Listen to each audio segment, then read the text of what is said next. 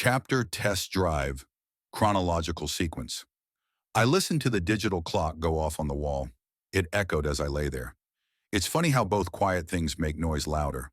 The sterile silence in the room amplified by the loud blankness in my head, rarely daring to question the unreasonable. Its alarm had been going on for the last 5 minutes. I was deafened to my soul. I felt hollow and dead. I couldn't even hear my own thoughts. The alarm didn't even bug me as it crowed on like an average clock dose. Its rhythmical, annoying screech meaning nothing. It was cold and cozy, my corner of the kitchen, which was a good thing because I rarely moved. My friend had brought me pillows since the event. My life turned upside down in an instant by my valedictorian mother, at her own graduation. Funny how a loud past can make the quiet of the echoing of a clock loud by comparison. I don't exactly remember when or how it started.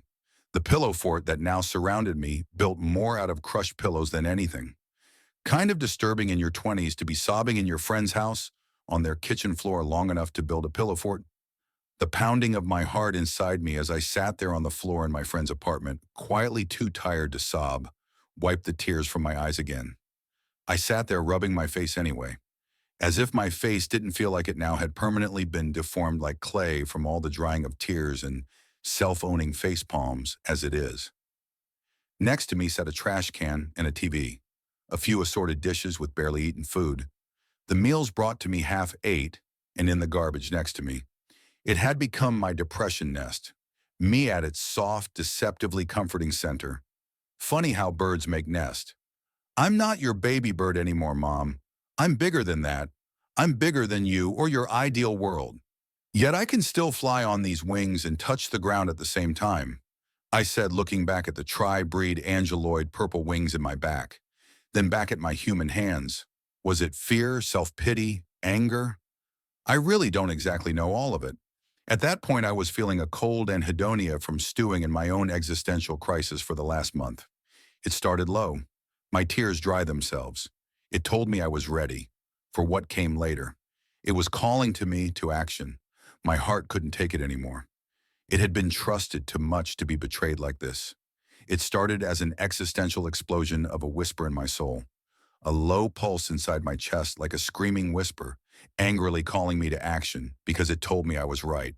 A profoundly strong but quite yes to the questions griefing me after the event. A reminder that she's right. My mother, that is. It was time. It was a personal request. After all the ache, from love and betrayal, I had it. The answer I wanted to give. My counter thesis. I had to let the cold, dead universe know. Flashback. Betrayal 14/9/11.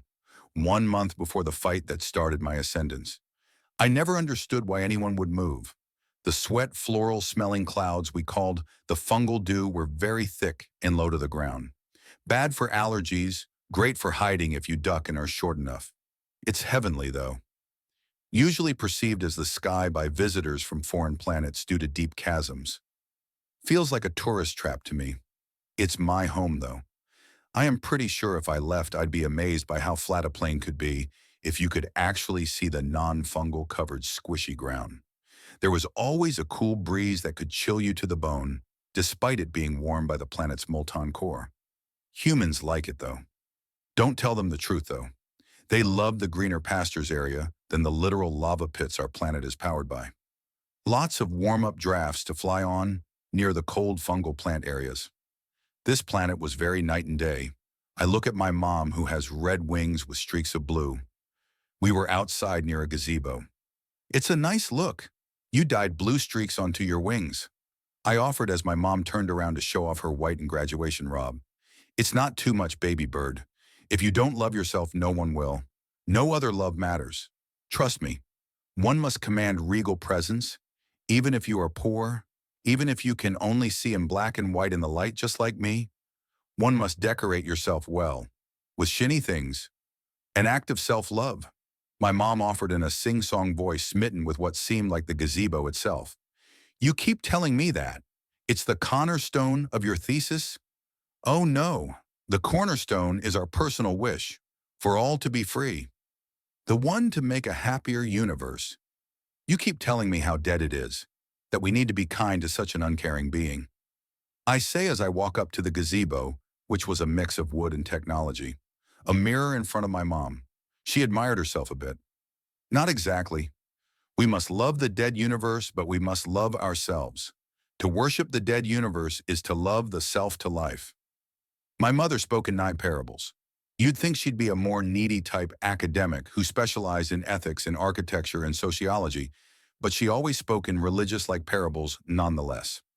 So your answer to your thesis is to do what with the deadness of the universe? I asked. It's to let it die. If we be doomed, then let's break with the pretext. Let's let chaos reign. I heard her words and was shocked. Before I could respond, a member of her research guild had a gun in my back. Your mother requests your patience and silence this evening. I feel the end of the gun under the man's robe. Make sure to be ladylike, dear, and to follow my guild's direction. You will not be hurt, I swear. I need to break the nest a bit to teach a lesson from my book. Before I go up, I want to give you a gift. It's from me to you. It's a hairpin. I swear my mother is like a raven, always decorating me like a pretty possession. The Bull of Fame's credo. What did she mean? What's going on? The man pressed the gun into my back, and without thinking, I moved. The next hours, me and my half-angel, half-demon, lesser omnisa friend sat with the guild member Strauss minding us. I wanted to say something. I didn't know what to say. Something tells me I found it later. As they called her name, she walked onto stage. I looked around as her guild members assembled. My father had just got done giving his speech. I sat and watched. Applauding filled the auditorium. So did a numb chill. My mind went blank. I didn't know what to expect.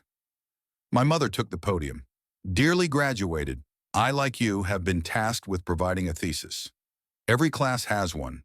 This body has tasked us with a dozy of one this year. One of what makes us good. What even is goodness? I am here to tell you to answer, she said as her guide members took the sides of the crowd holding hands in a line.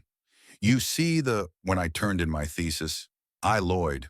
It was a pretty lie. One that would allow me to read this, she said as the crowd mumbled. I call it my nullifane credo. It reads, life is meaningless. Love is meaningless. Definitions add words or two. The universe is a joke and we are in its delusional spell. There is no way but the self. I come here to free the world for this spell. We aren't as righteous as we think we are. If the universe had a genre, it would be grimdark. Rise up and be healed with the gift of tragedy. The crowd grew confused. What is going on? Everyone mumbling and angrily yelling. It's all can't be real. Just noise. This must be a dream. That's it. It's a nightmare. Wake up MCS name. Without thinking, I dove onto my friend as her guild members pulled out enchanted machine guns and sprayed bullets into the crowd. A howl of fire, bullets, and explosions. They didn't aim to kill. They aimed to create tragedy. Bullets pinged off a field near my body. I had to guess that's what the harpin was for. Present. Forge action. A police officer that, while in disagreement, felt happily angry. It confused me. I didn't think. I just stood, heavy breathing, my heart with a steady but calm beat. Yet rage is all I felt, as if automated, slammed out of the building. Friends and family worried. I didn't ace it questions. I walked right past to the school Bluebird Forge, past the investigation tape, and lit that icy sucker up. Bluebird Forge's run of blue Doppler fires, the fire of free will, cold, dead, literally from a universe of true entropy. My heartbeat had been steady. I took from the school itself that my mom, in her terrorist, wrecked and began to make. I didn't care what. Whatever it would be mine. I timed every beat with my heartbeat. The next day the police had returned. The guards told them they wouldn't do anything else, not even react. They tried to talk to me, but once they heard my mom was the one, they just set up an area for me to keep doing. Days turned into a week. My BFF had showed up. Finally ought me to speak. What are you making? She finally asks. I answer. An answer to my mom's cruel angel thesis. I agree. It's fuck you. I like this. The MC definitive statement is defiance. It's the universe is dead, even the soul.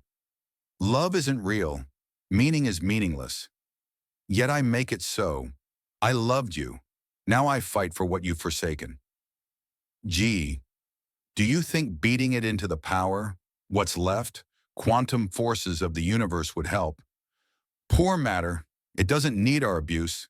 My BFF put his hand on my shoulder. I turned my head left and spit. Very ladylike, I guess. Cold, frozen, sweet sweat staining the floor from the icy forge.